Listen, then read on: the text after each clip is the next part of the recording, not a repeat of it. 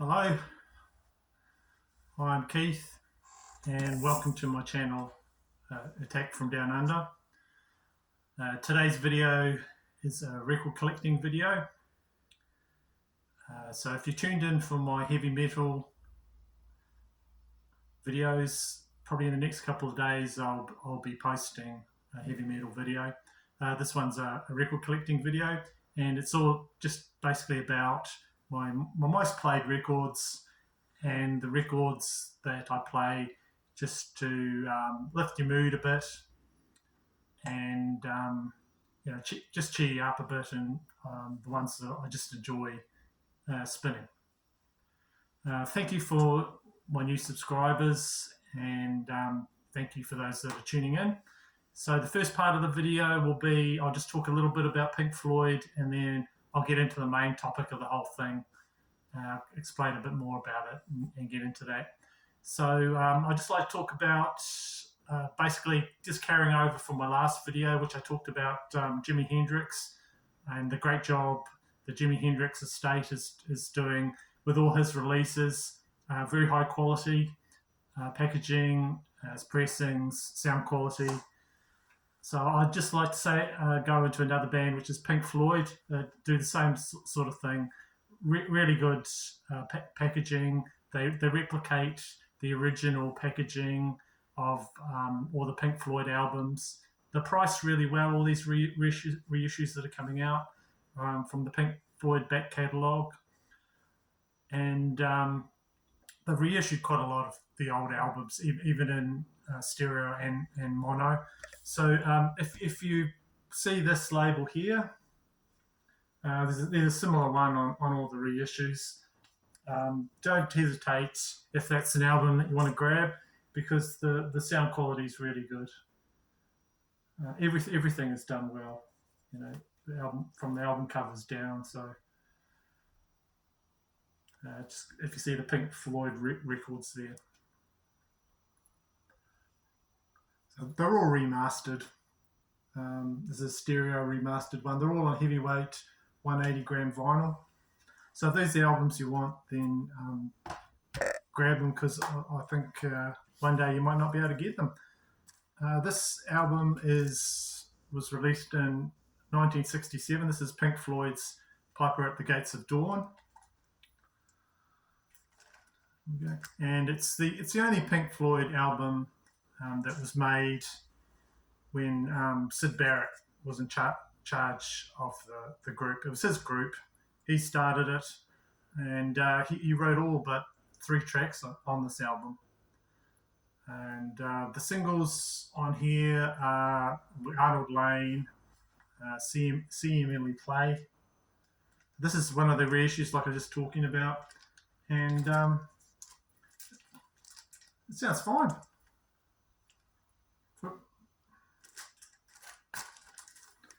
So you're just going to talk about a little bit about Pink Floyd, not a lot. And just a recent reissue from Pink Floyd was the 50th, marked the 50th anniversary of The Dark Side of the Moon. And there's all sorts of box sets, and there's all sorts of different versions. The one I picked up was just the standard album. This is live at Wembley, 1974, recorded at the Empire Pool, Wembley in London. Nice sticker. It's got a nice gatefold, and it was I liked how they did the artwork, which is like an in progress from the company that they used to design the album. In progress sort of design on it. And it's a similar thing on the back. This has got a nice matte finish on it as well,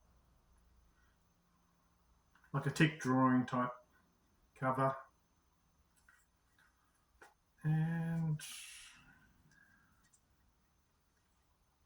it's got the songs and the words and just the colours and the planning stages for that famous album. But this is not the complete show. There's a lot of tracks that they did at their show that's missed from this. They're only concentrating on the tracks for the Dark Side of the Moon album, the live tracks. Some of the songs are shortened a little bit, but when I throw this on, I don't really mind that much at all. I just like hearing them. There's a bit of variation in a lot of the tracks, and it's got it in sequence. It's the same sequence as the original album. And Time with Roger Waters and David Gilmour on it. That's a great live version of Time. It differs from the studio album, of course, and especially with the female vocals. I think they've got a different vocal team in for that live concert for the song "The Great Gig in the Sky." They do a lot of the female vocals on that, but it still stands up and still sounds terrific to my old ears. So that's a good release. Like I said, the only negatives that I've heard about these Pink Floyd reissue campaign is that sometimes people get records that are a bit scuffed or slightly warped. I haven't come across that myself. And to go from talk about before their first album, this is so far their last album. This is Endless River. To be honest, I don't really like this album, but when I went to a book fair and this was there, this little box CD collection, all the CD collectors already been through it, and they must have passed on it because I looked through all the CDs quite late. It can't have been their favourite Pink Floyd CD either, but I just bought it because the packaging is just some of the best packaging I've seen and that I've got in my CD collection. So this Pink Floyd Endless River comes in a really nice box, and this was their 15th studio album. It was released in 2014. It's sort of just instrumentals of just material left over from the Division Bell album. They went through all the material that they had left over, and they basically made this album out of it. It's supposed to highlight the contributions of Richard Wright. He was the keyboardist in Pink Floyd. Sadly died of cancer in 2008. So there's no Roger Waters in this. It's just basically Richard Wright and a lot of David Gilmour. So why am I showing you this?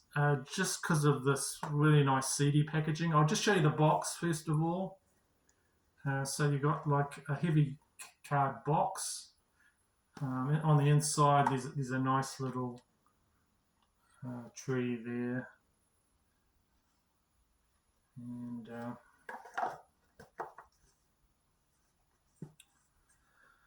and not just that. There's a book. Heavy book. So I got this for 50 cents. Everyone had passed on it, and I got this for like about 50 cents. And so it's got a nice book there. A lot of nice photography.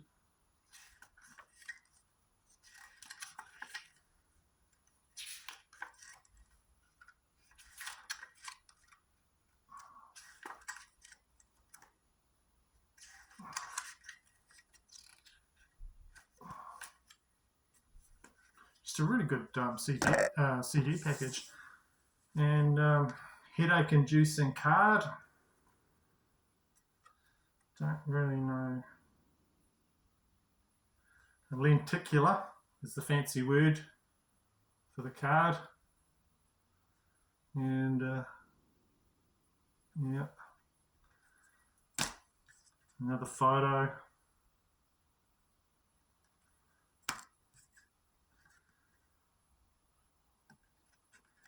And then you got these here.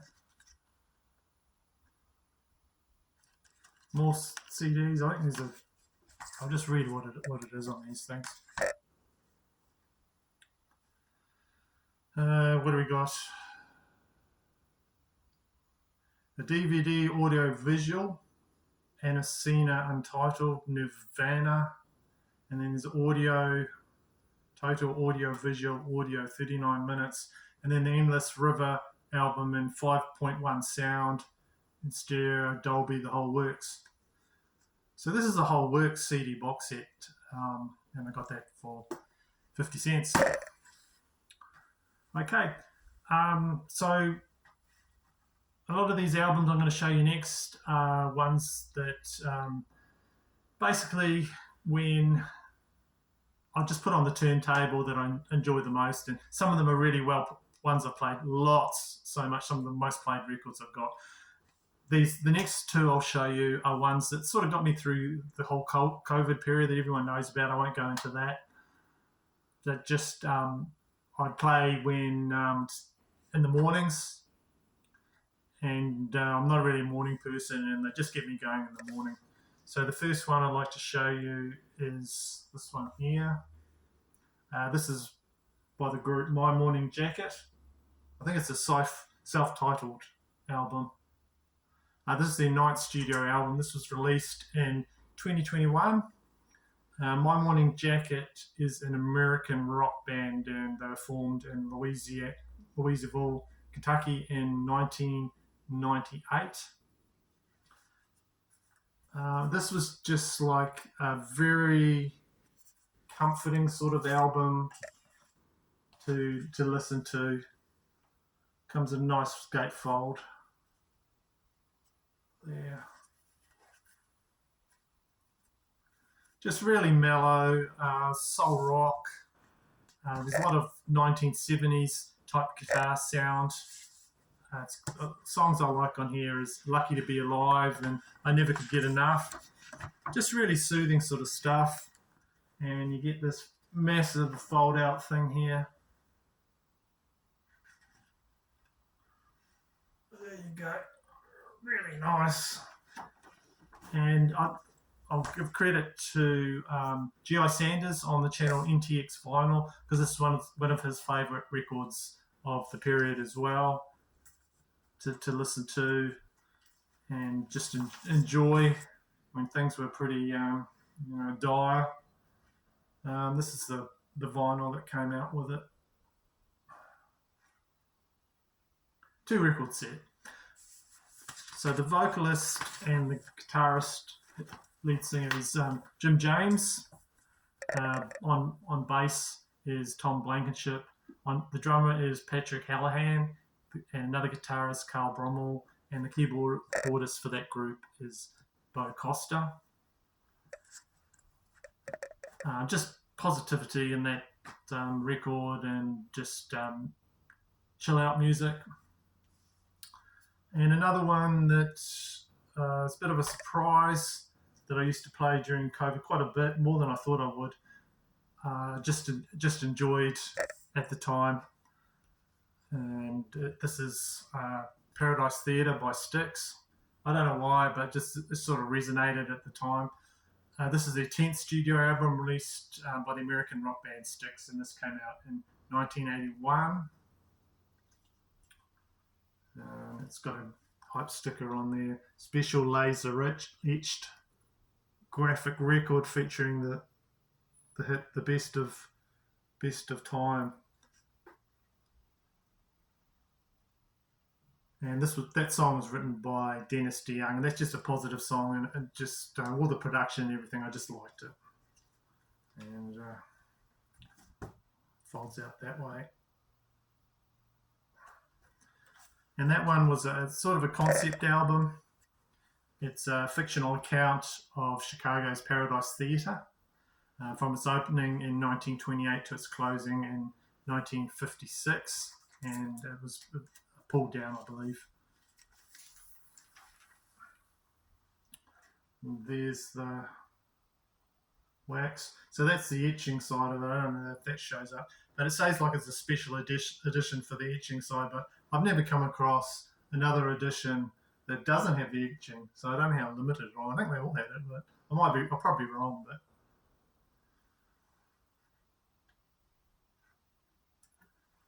yeah, I just enjoyed that. When during lockdown, we had a COVID lockdown here as well, so like most people, and I put that on quite a bit. Another positive albums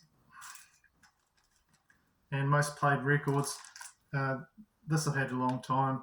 Paul Simon's Graceland, and what a great album, really is. Great artist. And he took a bit of a risk. He went over to South Africa when South Africa was a no-no, and he recorded with a lot of local African musicians. He paid them way more than the going rate, but he was heavily criticised by basically going over there when there was a bit of a ban on South Africa, and I don't know how he did it, but there's a lot of artistry in how he blended their music in with his lyrics and his melodies, but it's just done so well. Great, The Boy in the Bubble, just Diamonds on the Soul. Every song I like. You Can Call Me Al, just fun, and the record sounds really good. So this is one I'd put on. If you don't know it and you haven't thought about it in years, you won't regret buying one of these early copies. You can get them really cheap, and he deservedly got a Grammy and a lot of accolades for putting that one together. So another artist that I put on, play a lot, is Bob Marley. This is the 30th anniversary Legend. So it's just got all the great tracks. Well, not all of them, but a lot of the great tracks that everyone knows of this great artist. And if I just want to chill out, I'll play that. There's years ago when I was a young fella, I was selling I think soft drinks door to door as a job, and I knocked on this house and no one was answering, and I went around the back of the house. I don't know why I did it, but I went around the back of the house, and there was a couple of blokes around there, and they're having a spliff, and they're having a great time just chilling out listening to Bob Marley. And I wish I'd joined them and just sat down and listened to Bob Marley in the afternoon, but I just had a chat with them, sat down there for about half an hour, talked to the guys, and then went off selling soft drinks again. But quite often since then, I've had chill out sessions, and I think about that, where I just sit down, listen to a bit of reggae music, have a few beers, and just enjoy that music, and it just relaxes, and it just brings you to another place where you don't have to worry about things. And so that would be one of the albums. This and a lot of his music I listen to just to relax. Another one, don't know if everyone knows the reggae band, English reggae band UB40. This was probably one of my most played records in my collection. I love this album. It's just a really good compilation. This is the best of UB40, and it's just cherry picks all the best songs from a lot of their albums. It's got the song Red Red Wine, the version that they did of Neil Diamond's Red Red Wine, which was quite a big hit everywhere. There's a bit of dub in here. There's a lot of reggae, a lot of really nice reggae songs. Ali Campbell's the lead singer. Just some great songs on here. It's just a 10 out of 10, really. I can't fault it. There's also a volume 2, which is pretty good as well. But if you don't know this, you can get this cheap too, and just whack that on and relax. Another one of records just to cheer you up. Another compilation. This is Steve Miller Band, A Decade of American Music. Just a greatest hits from 1976 to 1986. So Steve Miller was a blues guy, and then later on in his career he became quite commercial. He brought out a lot of songs, and all these are commercial songs, not quite bluesy, but a bit of blues in there every now and again. And in the 70s, they were just on the radio all the time. And I know a lot of these songs just from listening to the radio, so it's another one I put on sometimes. I'll just tell you some of the songs on it. I should have taken it out. So it's got Fly Like an Eagle, Rockin' Me, Jet Airliner, Take the Money and Run. I don't think it's got, was it Space Cowboy on it? No, it hasn't got that on it. Yeah, so these are the track listing. 80s and 70s songs on there. That's another one. Just fun, bouncy sort of music. Okay. Another one, a great one to listen to, is of course the great Neil Young. This is a greatest hits, and it goes back to the early albums of Neil Young, Harvest, and all the tracks from there after the Gold Rush. So it's got Ohio, The Needle and the Damage Done, Old Man. Well, it's a bit of a sad song, The Needle and the Damage Done, but anyway, just his voice. This is the Old Man, Heart of Gold, Like a Hurricane. And then it's got a lot of stuff from his later catalogue. When he got in with the grunge bands, he became like the grunge godfather, and he did, all the songs from Mirrorball, and then from his Harvest Moon, sort of a sequel to the Harvest album. It's just got a lot of his songs. This is a 2-record set, but just something about his voice I like as well. And all those old songs. Finally, this of course Marvin Gaye and this famous album, What's Going On? What's going on? What's going on? And this is the 50th anniversary of this album. There's a lot of pricier versions of this album, but I don't think they can beat the sound quality of the 50th anniversary. If you haven't got this album and you do want to pick it up, I would recommend you get the 50th anniversary one, because the sound like this, I don't think you'll be able to beat it. And it's a 2-album set. On the second album, there's various stripped versions of some of the songs. You hear just his vocals, and so that's nice to hear just his voice isolated. And a lot of the songs on here, I just put it on, and you hear different things every time you hear it. And rightly regarded as, a classic album. So that's it for my video. Some of my most played records, and just ones that will lift your mood a bit, positivity. I hope you enjoyed that, and thank you for watching. Thank you for my people that are subscribing, and I'm enjoying the comments and liking. And I'll see you most likely in the next video, which will be a heavy metal video. Thank you.